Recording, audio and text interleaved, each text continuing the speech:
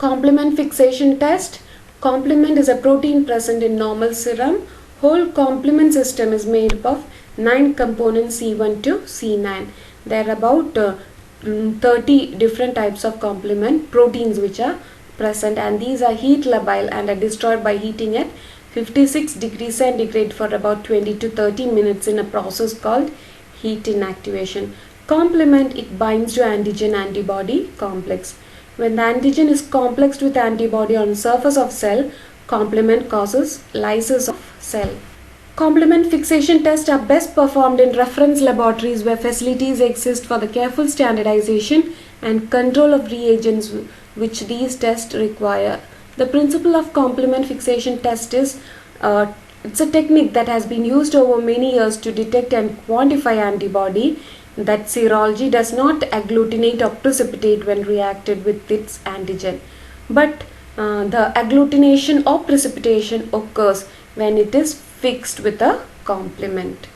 So you require a fixed antigen antibody reaction that doesn't show agglutination or precipitation, but when a complement is acting in between, this shows agglutination or precipitation. Antigen antibody reactions lead to immune complex formation that produces complement fixation via the classical pathway. That is, when complement takes part in antigen antibody reactions, it is bound or fixed to the antigen antibody complexes. When these complexes are on bacteria, red cells or other cells, the complement brings about the lysis of the cells involved.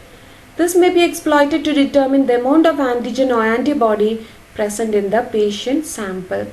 Complement fixation test can detect antibody at a level of less than 1 microgram per milliliter. It consists of 2 steps. Step 1, a known antigen or inactivated patient serum incubated with a standardized limited amount of complement. If the serum contains specific complement activating antibody, the complement will be activated or fixed by the antigen antibody complex. However, if there is no antibody in the patient serum, there will be no formation of antigen antibody complex, and therefore complement will not be fixed but will remain free.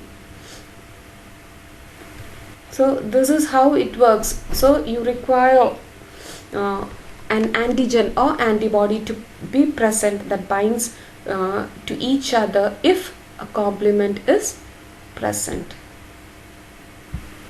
The second step, it detects whether complement has been utilized in the first step or not. This is done by adding the indicator system, and if the complement is fixed in the first step owing to the presence of antibody, there will be no complement left to fix to the indicator system. If there is antibody in the patient serum, there will be no antigen antibody complex. If there is no antibody in the patient serum, there will be no antigen antibody complex, and therefore complement will be present free or unfixed in the mixture. This unfixed complement will now react with the antibody coated sheep red blood cells to bring about their lysis. Thus, no lysis of sheep red blood cells. Positive CFT indicates the presence of antibody in the presence of antibody in the test serum, while lysis of sheep red blood cells, negative CFT indicates the absence of antibody in the serum.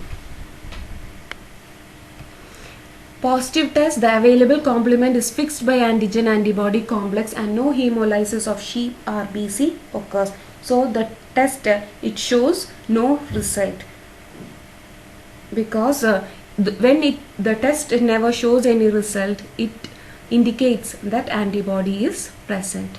Negative test, no antigen antibody reaction occurs and the complement is free. This free complement binds to the complex of sheep RBC and its antibody to cause hemolysis, causing the development of pink color.